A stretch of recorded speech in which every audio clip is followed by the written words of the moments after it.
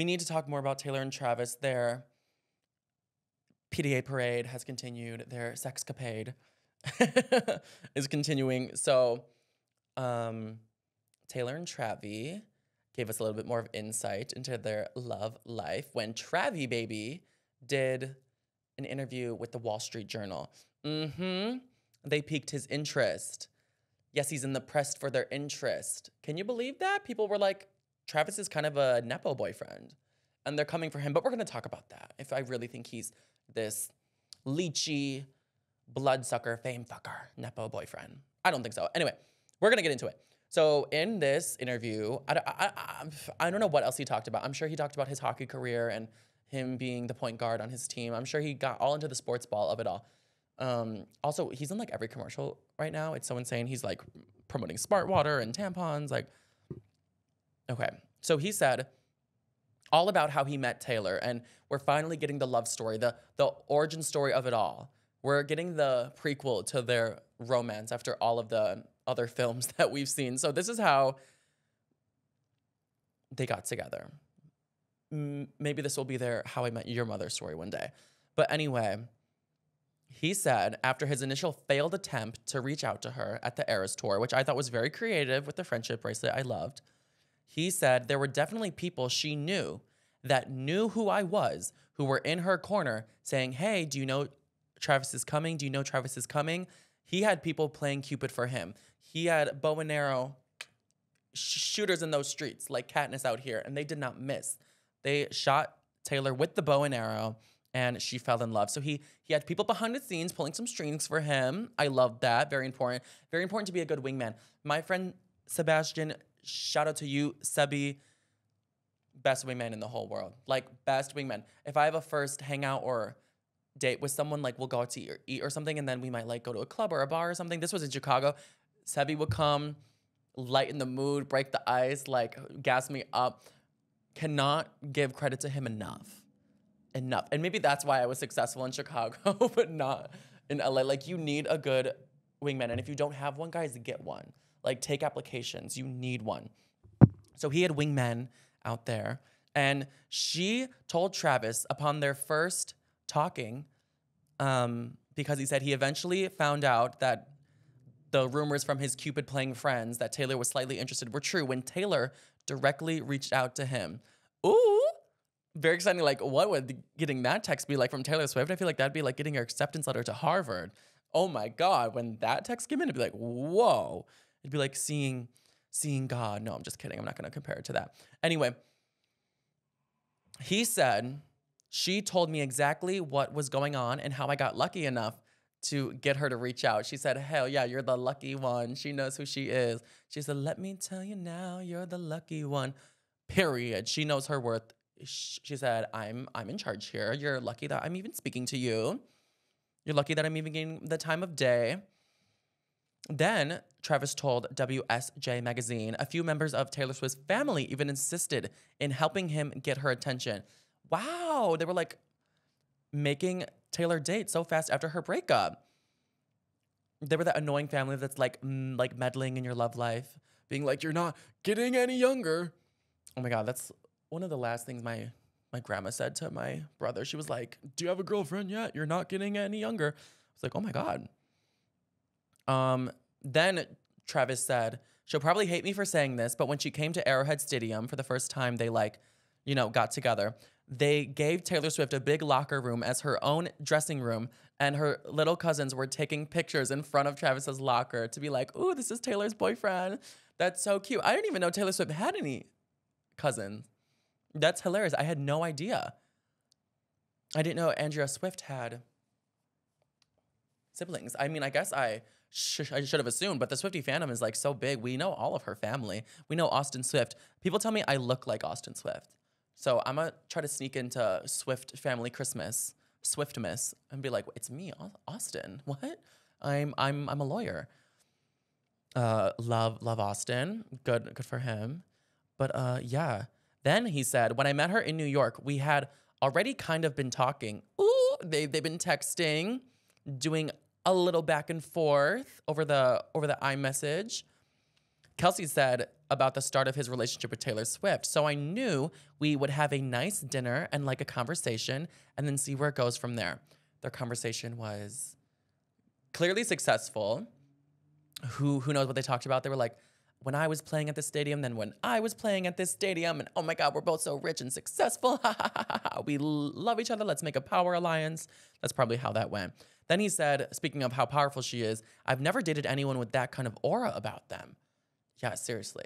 What does like amaze me about famous people and almost like intoxicate me about like the idea of fame is like when a famous person just stands there, people like scream for them and cheer for them. They don't even have to say or do anything. People just like scream for them. And me being like so like I don't know, like attention seeking, I just want me to walk in a room and people scream for me. That'd be so fun. I'm always so just astounded by when someone is so adored by the public. People would like scream their heads off for them and they just stand there. Insane. So he said he deals with that all the time, but before he never dealt with it until he now deals with it with Taylor. But at the same time, he said, I'm not running away from any of it. The scrutiny she gets, how much she has a magnifying glass on her every single day. Paparazzi outside of her house, outside every restaurant she goes to, after every flight she gets off of, and she's just living, enjoying life. When she acts like that, I better not be the one acting all strange. Wow. Snaps for that. Snaps for that response. Travis Kelce always saying the right thing, which is surprising that he does, because did you see his old tweets? He just be saying anything, but he always says the right thing. Like, he continuously impresses me, and he seems to be the person who is most equipped to dive into the fishbowl with her. Like, he's just the perfect addition to her life, and he gets it. He just understands, and I love him for that. And I'm glad that Taylor can deal with such a big aura around her. Like I said, she's past this level of Michael Jackson fame where she can no longer pretend like she's a normal life or try to have a normal life. Her life will never be normal. It's past the point of no return. Even if she never dropped music again in her whole life, she would still be that famous and deal with that till the end of time. So I'm glad that she is doing this new thing with Travis where she's just seeing how it goes. She's not pretending she's not famous anymore. I love it. She's grown accustomed to the rabid adoration. Travis Kelce then called Taylor Swift hilarious and a genius in this interview, and also revealed that he and the pop superstar share a similar outlook for family and work.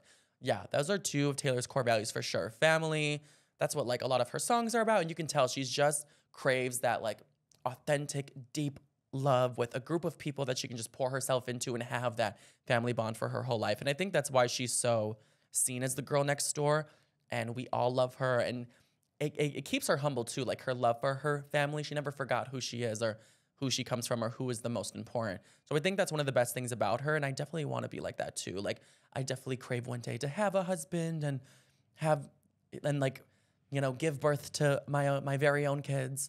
I can't wait to give birth to them and just have that family vibe. So yeah, I feel like I'll just be the best dad in the whole world. But I think Travis Kelce would too. He sounds like a husband to me. Not trying to jump to conclusions here. Travis then said, everyone knows I'm a family guy. A family guy. Lucky there's a man who positively can do. That show is so hilarious. I love how many times they've been sued and just keep going.